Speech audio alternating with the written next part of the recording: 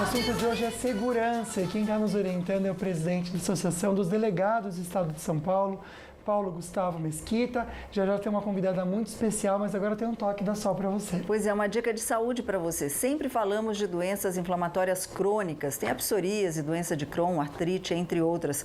E para tratar qualquer uma delas, você tem a Vale Infusões, uma equipe formada por 11 médicos especialistas no diagnóstico de doenças autoimunes. Então você tem dermatologistas, gastroenterologistas, reumatologistas e além do atendimento clínico, a Vale Infusões tem aquele projeto que eu adoro, que chama Cuide-se. O paciente tem auxílio de psicólogos, nutricionistas, fisioterapeutas, não paga um centavo a mais por isso.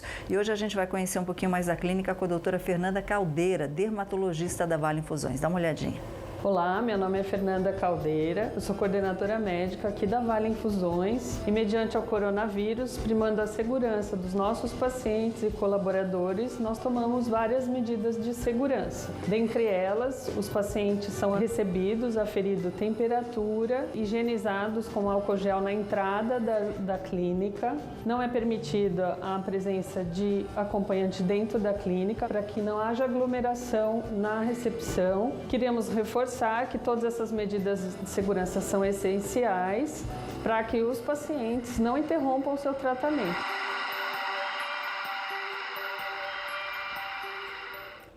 Show de bola. Bom, a gente vai voltar a falar sobre violência e como a gente está falando de violência, quem que participa agora com a gente também, Aliás, é um assunto triste, né? A gente tem vivido a pandemia, a gente sabe que a violência doméstica realmente está um número muito alto e a gente precisa tomar atitudes, né, Sol? Pois é. Quem está conosco agora é a doutora Márcia Matei, ela que é juíza de direito, ela está aqui para nos orientar. Muito boa tarde, doutora. A gente viu essa semana que os oficiais de justiça têm agora um prazo de 48 horas para que eles cumpram aí os mandados de medidas protetivas para as mulheres vítimas de violência doméstica, né?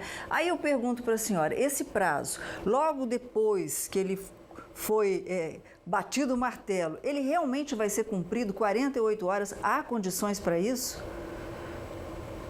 Boa tarde, Sol, Luquinha, boa tarde, doutor Gustavo. Existe condição, não só existe, como já é cumprido há muito tempo na maior parte dos estados. E, por exemplo, aqui em São José dos Campos, cumpre-se no plantão e no Vale do Paraíba também.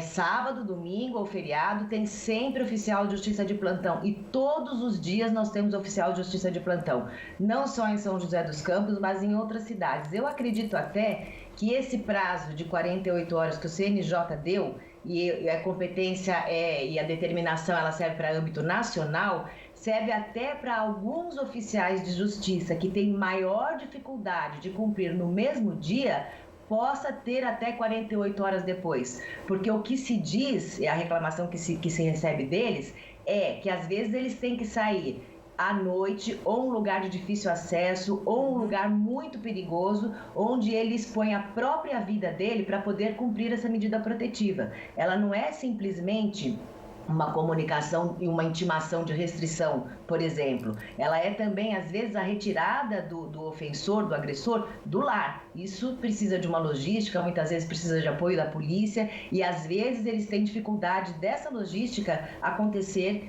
em menos de 48 horas ou até em 48 horas. Mas, normalmente, se cumpre no mesmo dia ou até em 24 horas em regime de plantão.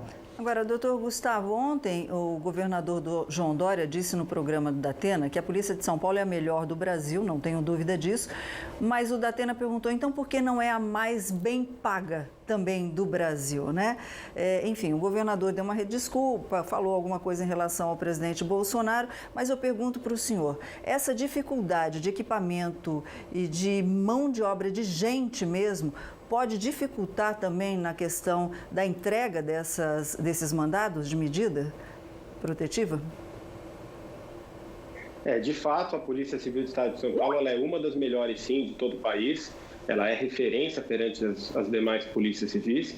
E é assim, não por conta do investimento, da valorização do governo do Estado. Pelo contrário, é assim por conta da qualidade, da vontade de cada policial civil em bem cumprir a sua missão perante a sociedade. Porque se fôssemos depender da devida valorização do governo do Estado, nada faríamos, né?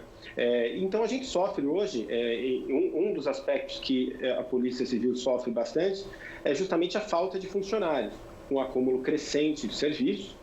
A população de São Paulo vem crescendo ano a ano e o efetivo da Polícia Civil vem minguando. Então é natural que disso decorra uma dificuldade maior de prestar um serviço com a excelência que a gente pretende e que a população merece. Nesse caso da violência doméstica, é um caso deles, né? É claro que nos casos de violência doméstica, cada minuto conta para salvar a vida de uma vítima. Então, quanto mais rápido a gente adotar as medidas cabíveis, mais rápido, mais chances a gente vai ter de salvar determinada vítima. Mas para isso também a gente precisa da devida estrutura, a gente precisa de pessoal, precisa de treinamento, precisa de valorização por parte do governo. Ok, então. Só a gente recebeu perguntinha, aliás, a gente comentou, pode mandar pergunta sem se identificar.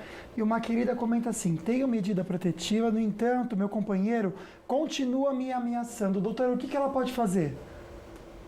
Ela deve informar isso ao judiciário, pode ser diretamente na delegacia, pode ser na defensoria ou no Ministério Público, porque se o juiz não sabe desse descumprimento, ele não tem uma outra medida para adotar. O descumprimento ele pode acarretar a prisão em flagrante ou até a decretação da prisão preventiva. Então, se ela não informa esse descumprimento, nós não temos condições de tomar nenhuma atitude. E também, se for uma pessoa que é bastante perigosa, que estiver perseguindo, ela pode pedir para ser incluída na proteção da Patrulha Maria da Penha. Então, a Guarda Civil Metropolitana faz ronda na casa dela preventivamente. Ok, então. Doutora Márcia, vamos fazer um programa todo sobre isso novamente. Eu agradeço demais a sua participação, hoje curta, mas não menos importante. Doutor Gustavo continua com a gente aqui. Uma boa tarde para a senhora, doutora. Obrigada, igualmente. À disposição. Obrigada, Luquinha. Hora de voltar para a redação do Falando Nisso, falar com o Pedro agora sobre um acidente com um caminhão de lixo. Isso na rodovia Floriano Rodrigues Pinheiro. Tiveram vítimas, Pedro? O caminhão está lá ainda? O caminhão está lá ainda, Lucas. Tem uma faixa interditada no sentido Campos do Jordão. Foi um acidente próximo ao quilômetro 40, né? Então tem uma faixa interditada ali onde o motorista foi constatado como vítima leve. Já está sendo hospitalizado, está em boas condições, mas ainda no local tem uma faixa interditada. Nas outras rodovias da região, o trânsito é mais tranquilo. Diferentemente de ontem, volta de feriado, hoje o pessoal já consegue viajar mais tranquilo, tanto pela rodovia Presidente Dutra, quanto pela rodovia dos Tamoios. A gente tem imagem da Tamoios aqui, realmente, a gente vê que passa um carro, mas tudo bem, tranquilo mesmo, né? Pedro, muito obrigado, uma boa tarde para você. E a farmacêutica Johnson & Johnson anunciou que suspendeu os testes que vinha fazendo com uma potencial vacina contra a Covid-19. Segundo a farmacêutica, a suspensão foi motivada pelo surgimento de uma doença inexplicável em um dos participantes do estudo. A Johnson & Johnson conta com 60 mil funcionários. Mas é uma notícia que pode até parecer que assusta, que preocupa, mas não é necessário, né? Não, porque as pausas em pesquisas, né, para desenvolver vacinas, elas não são incomuns, ainda mais em estudos grandes, como o da Johnson & Johnson, que está desenvolvendo por meio da Janssen, a subsidiária, né, está sendo desenvolvida essa vacina. E no mês passado, o mesmo aconteceu com o imunizante que está sendo desenvolvido pela Universidade de Oxford, em parceria com o laboratório de AstraZeneca. E na semana seguinte, aí os testes foram retomados, né, Luquinha? Só torcer para tudo acontecer e se esclarecer, né? Só bom, a gente comenta com vocês que um homem morreu atingido, gente, por um botijão de gás que foi jogado pela janela de um apartamento. Nem dá para acreditar, né? Mais informações daqui a pouquinho. Então, agora são 2h22, a gente já volta.